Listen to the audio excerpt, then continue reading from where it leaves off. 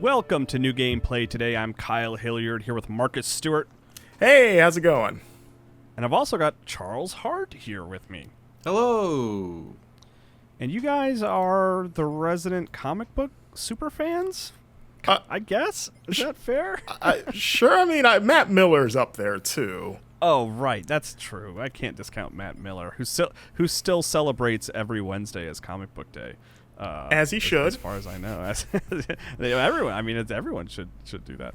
But I'm kind of bearing the lead here, I suppose. We're looking at a new game. I want to get the title right because it's a little odd. It is Invincible Presents: Adam Eve is what this is. And it is a video game, specifically a visual novel based on the Invincible comic book series, now a show on Amazon, which I quite enjoy the show. That's my sort of entrance into Invincible. Charles, where was your entrance into Invincible? I am also a fully show person. Okay. I've wanted to read the comics, but I don't know if you've seen the collection of like volume 1. It is massive. I mean, they're huge. Yeah. And Marcus, I'm assuming you've read the comic, but maybe I'm totally wrong. You assume wrung. I got in with the show. We are Okay, cool. all show people, which means I guess we're all technically fake fans. No. It means we're different fans. Yeah. And we won't be able to offer major spoilers.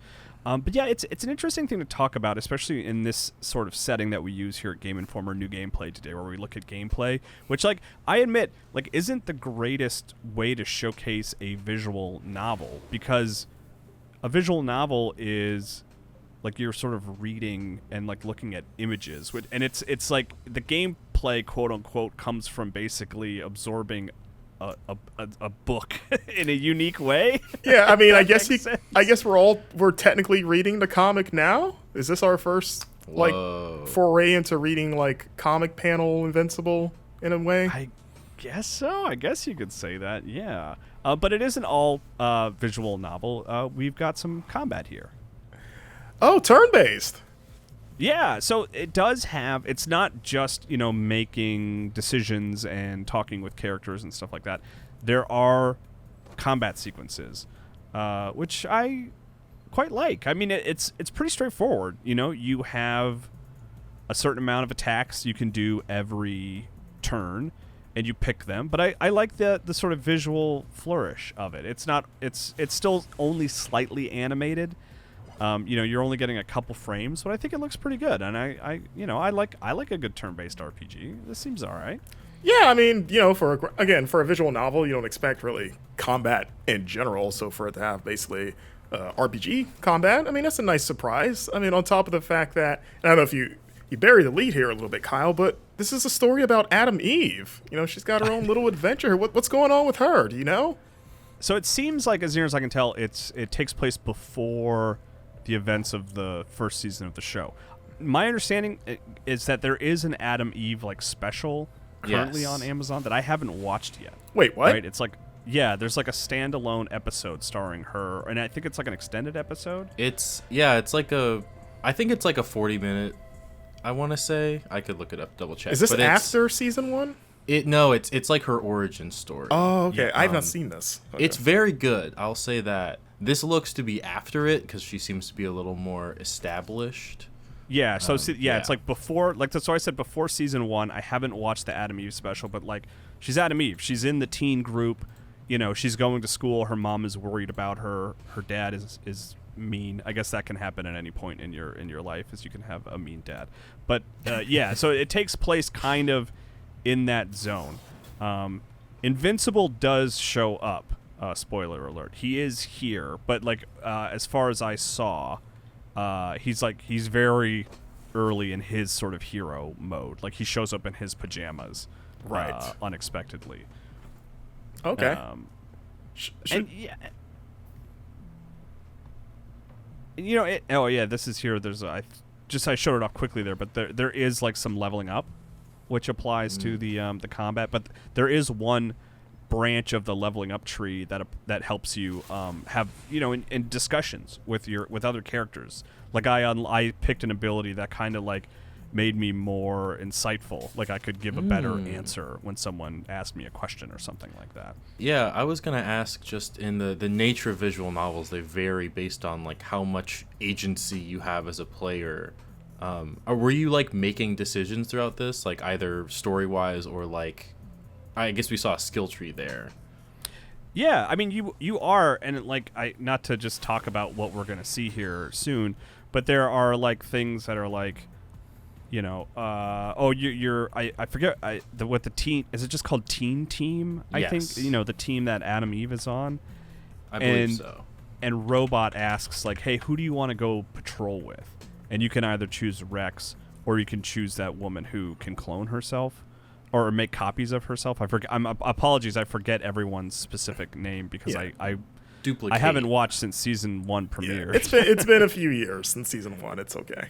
Yeah, man. It feels. I'm like, I don't know if my time, like in my brain, timing is off, but it feels like season 2 took a really long time to. No, it did. Come together. Yeah. Okay, all right. You're not wrong. I'm not crazy then. All Yeah, right. I mean, I'm happy to wait. I'm in no rush, frankly, as much as I enjoyed the show. You know, take your time, make it good.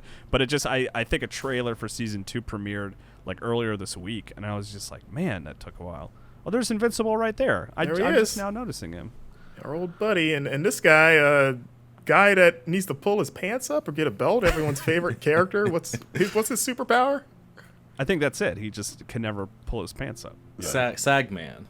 Sagman, who got very confused recently with all the Screen Actors Guild stuff going on. He's like, am I needed or not? I'm not supposed to show up and promote myself? I guess I'll go back to WWE. I don't know. Yeah.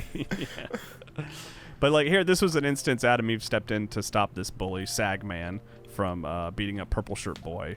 And I had the option to basically just totally, you know, tell on him and report him to the teacher, but instead I played it off as like, we were rehearsing for a play, you know, that old trick to keep everyone out of trouble. Right. Classic.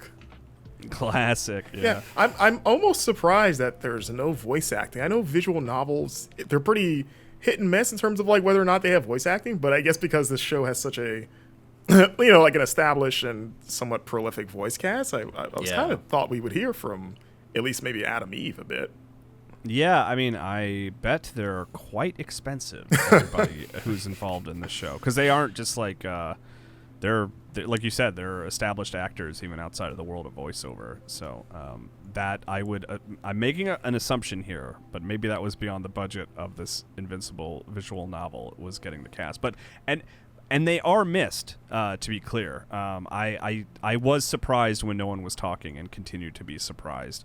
Not that a visual novel needs to have voiceover, but like you guys said, I mean, these are characters whose voices we know what they sound like, so it is a little strange. Should we do the voices? Should we take over for them, you think?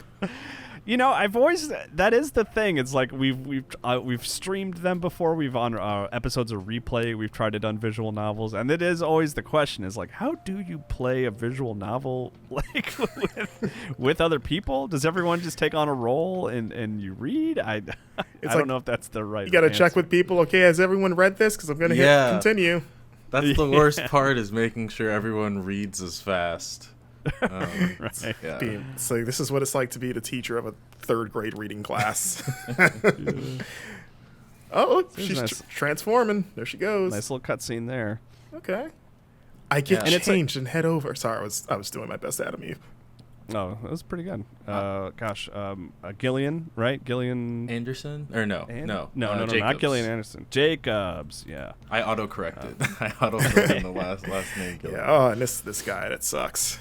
Well, it was funny. I think, what was it, Joel, when they announced the Community movie coming out, Joel McHale accidentally tagged Gillian Anderson. It's like, as in, like, we're all coming back. And Gillian Anderson was like, no one called me, but I'm happy to be in the Community movie if you guys will have me, which I think would be super fun if she shows up. And now she's it would in be this. Not to totally side tangent off into Community, another show I adore. That would be totally like in universe for Community if a Twitter mix-up meant that the different Jillian showed up. True. But yeah, see here, Robot asked me like, who do I want to go patrol with, and I went with the woman who again, Of course you I did. don't remember it. Yeah. Who would choose that Duplicate other is guy? her name. Duplicate. There you go.